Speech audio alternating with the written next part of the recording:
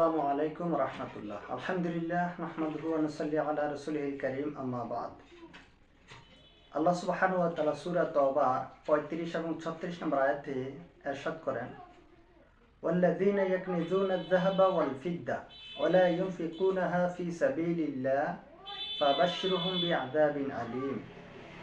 আল্লাহ তাআলা বলছেন, আর যারা নিজেদের স্বর্ণ এবং রূপকে জমা করে রাখে, আল্লাহর রাস্তায় খরচ করে না, ব্যয় করে না, ফাবাশশিরহুম বিআযাবিন আলীম, তাদেরকে কঠিন পীড়াদায়ক শাস্তির সুসংবাদ দেয়।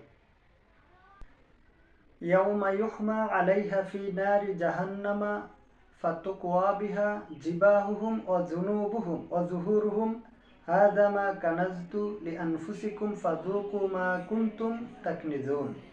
আল্লাহ তাআলা বলছেন, আর সেই দিন তাদের এই জমাকৃত স্বর্ণ এবং রূপকে উত্তপ্ত আগুনের মধ্যে গরম করা হবে।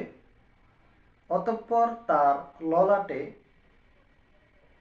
এবং তার পার্শ্বদেহে, পৃষ্ঠদেহে সেগুলি দিয়ে দাগ দেওয়া হবে, ছেক দেওয়া হবে, আর বলা হবে, হাযা মা কানাজতু লিআনফুসিকুম ফাযুকু মা কুনতুম তাকনিজুন। এই হচ্ছে তোমার সেই সঞ্চিত সম্পদ, যা তুমি জমা করে রেখেছিলে আল্লাহর পথে, তা ব্যয় করেনি।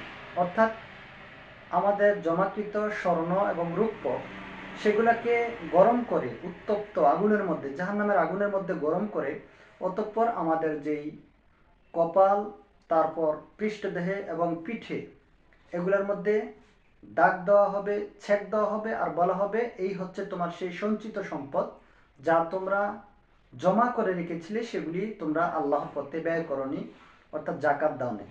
আল্লাহ সুবহানাহু ওয়া তাআলা আমাদেরকে সঠিকভাবে, সঠিক পন্থা, সঠিক পদ্ধতিতে যাকাত দেওয়ার তৌফিক দান।